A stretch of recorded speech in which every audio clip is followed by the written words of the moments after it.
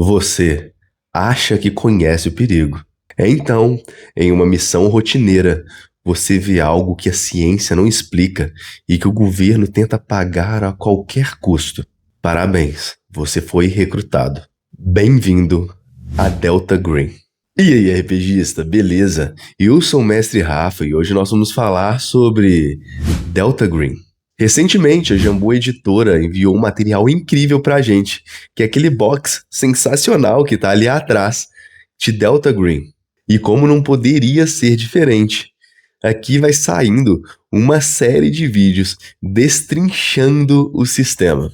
Esse é a parte 1 do vídeo sobre as regras básicas do sistema, onde você vai poder entender todo o necessário para estar pronto para jogar na sua próxima mesa. Nesse RPG de horror Lovecraftiano e conspirações governamentais, você não está na pele de um herói que vai salvar o dia com um sorriso no rosto. Vocês interpretam agentes comuns, servidores públicos federais que sacrificam sua vida, sua família e suas mentes para conter o inevitável por mais um dia. Se você quer entender um pouco mais da história por trás de Delta Green, o que é essa organização, como que ela surgiu, o que ela combate, eu fiz um vídeo completo sobre isso e eu vou deixar um card aqui em cima explicando direitinho para vocês. Então antes desse vídeo, corre lá ou depois do vídeo, vai do que você preferir assistir primeiro, mas não esquece de deixar um like tanto aqui quanto naquele vídeo lá e compartilhar com seus amigos para que eles estejam preparados para enfrentar esse horror cósmico que circula essa realidade. Delta Green é construído sobre o sistema modificado de porcentagens, o famoso D100. O conceito central é muito simples. Os seus personagens possuem perícias que variam de 0% a 99%, sendo 0% uma pessoa completamente inapta em relação àquilo e 99% o maior especialista do mundo em relação àquilo. Para ter sucesso em um teste sob estresse, você deve rolar 2d10 e o resultado deve ser abaixo daquela porcentagem da sua perícia. Se for igual, também serve, tá? Mas aqui está o primeiro grande diferencial de Delta Green. Nem sempre você precisa rolar os dados. Se as circunstâncias forem calmas e controladas, o mestre de operações, ou seja, o mestre do jogo, ele não te pedirá testes. Ele simplesmente olhará o valor da sua perícia. Se o teste exige o conhecimento de um professor de história com 60% e a sua perícia de história for 60%, você não precisa fazer o teste, você simplesmente passa, você sabe a resposta. O dado, ele só entra em cena diante de 3 condições claras. A primeira é quando for algo difícil. E a segunda é quando a situação for imprevisível e o caos dominar. E a terceira é quando houver consequências reais para o fracasso. E quando rolamos os dados, existem apenas 4 resultados possíveis. O sucesso regular, que é quando você rola igual ou abaixo do valor da perícia. O sucesso crítico, ele ocorre quando você rola 1 ou quando você rola 2 casas iguais, sendo a decimal e a unidade iguais abaixo do valor da sua perícia. Ou seja, se sua perícia é 50, você vai estar tendo crítico se você tirar 1, 11, 22, 33 e 44. Um crítico faz com que você exceda as expectativas em relação àquilo que você está fazendo, e quando se trata de um combate, chega a dobrar o dano. Outra possibilidade é o fracasso regular, que é quando você obtém acima do número da sua perícia. E a última opção é o desastre, que seria o equivalente à falha crítica nesse sistema. Ela acontece quando você tira 100 no dado, ou então 2 números iguais, ou seja, a dezena e a unidade igual, acima da sua perícia. Se a sua perícia for 80, você vai ter tido um desastre. Quando você tirar 100, 99 e 88. Eu falei 80? E um desastre, ele traz consequências catastróficas. Sua arma emperra, o seu carro capota, ou você acaba atingindo um aliado por acidente. Se 2 personagens disputarem algo de forma ativa, como você tentando passar com sua furtividade por um cutiça que está com prontidão, nós realizamos uma jogada resistida.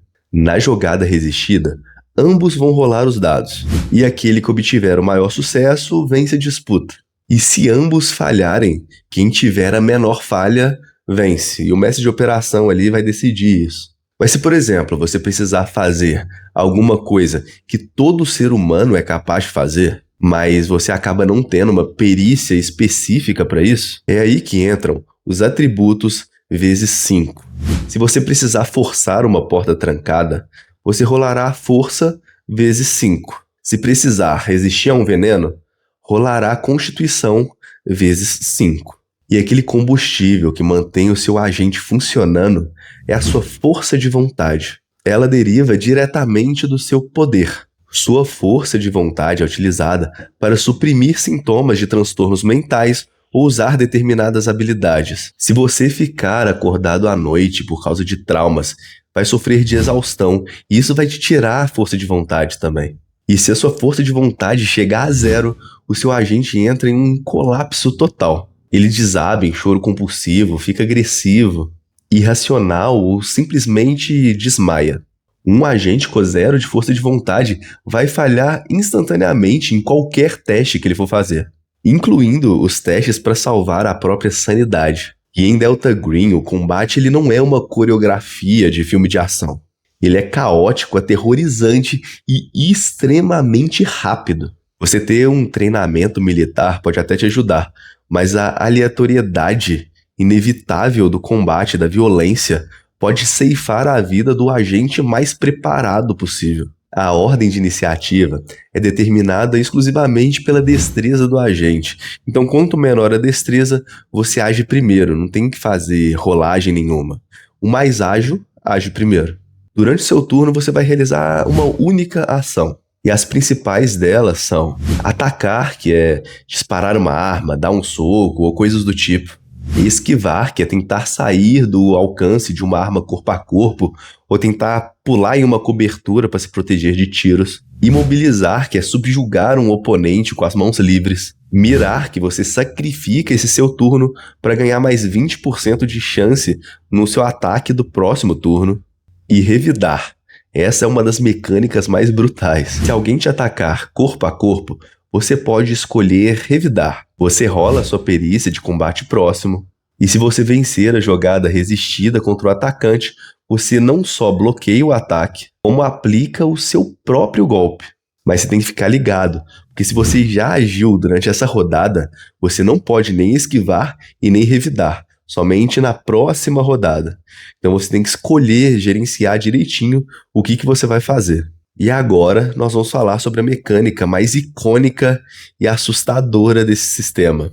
A taxa de mortalidade. Certas armas são tão destrutivas que o corpo humano não é capaz de resistir a elas de uma forma comum. Eu não sei se você percebeu, mas eu não citei o dano das coisas até agora. Nós estamos falando de fogo automático, fuzis pesados, explosivos, armas de destruição. Ao invés de rolar aquela porrada de dados que acabam tirando um pouco da tensão da cena, o sistema usa a taxa de letalidade, que é uma porcentagem que essas armas possuem, pode ser 10, 20, 30%. Quando você acerta um ataque com uma arma letal, você não rola o dado normalmente. Você vai rolar um D100 contra a taxa de letalidade do item. Se o seu dado for abaixo ou igual à taxa de letalidade da arma, por exemplo, a taxa de letalidade é 10, você tirou 8, você morre instantaneamente. Não há teste de resistência, não há sorte.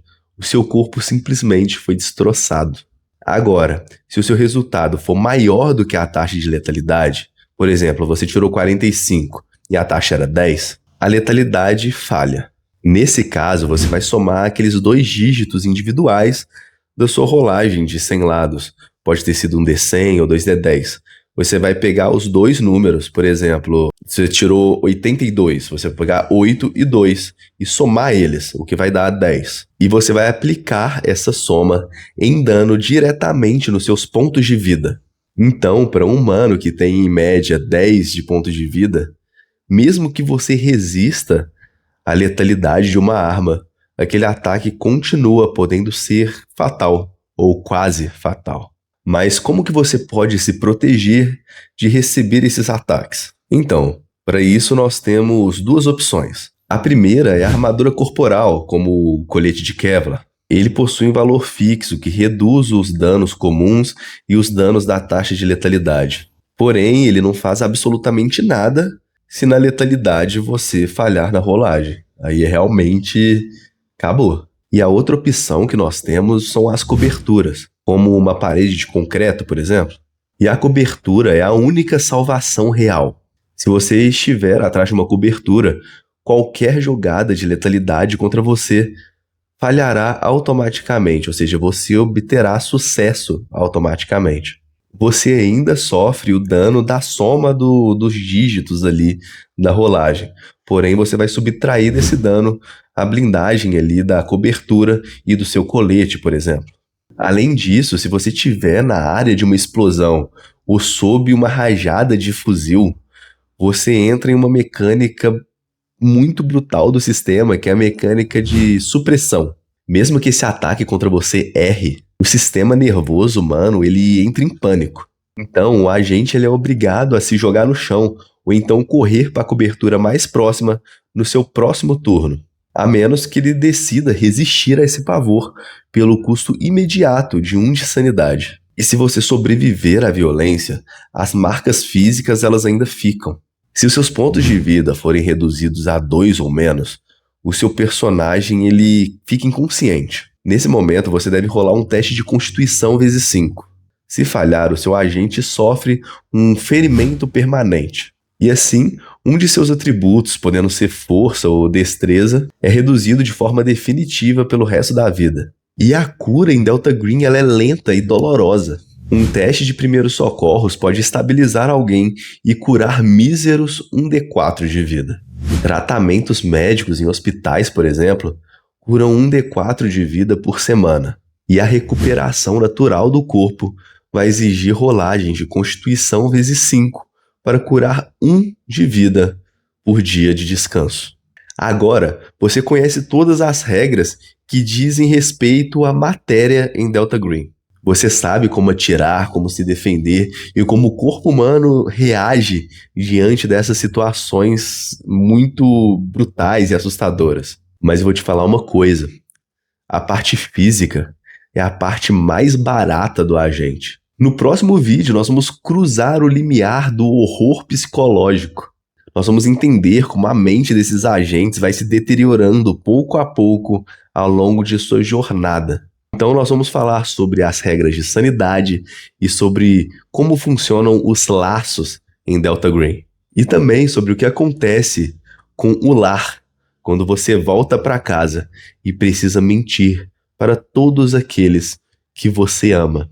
Então, eu espero muito que vocês tenham gostado desse vídeo, que tenha sido meio esclarecedor aqui para vocês e vocês estejam se sentindo um pouco mais preparados para enfrentar a primeira sessão de Delta Green de vocês, ou então para enfrentar a próxima sessão agora sabendo um pouco melhor as mecânicas básicas. No próximo vídeo, quem vai estar aqui nessa cadeira explicando direitinho para vocês o funcionamento desses dois tópicos vai ser a Clara. Então, fiquem com ela, eu espero que vocês curtam bastante, mas não esqueçam de deixar o like nesse vídeo, compartilhar com um amigo, mandar para aquela pessoa que você quer que aprenda esse sistema, que você acha irado, e não esquece também de conferir o último vídeo sobre Delta Green que eu fiz, que é o vídeo explicando sobre o contexto completo e o surgimento da organização Delta Green.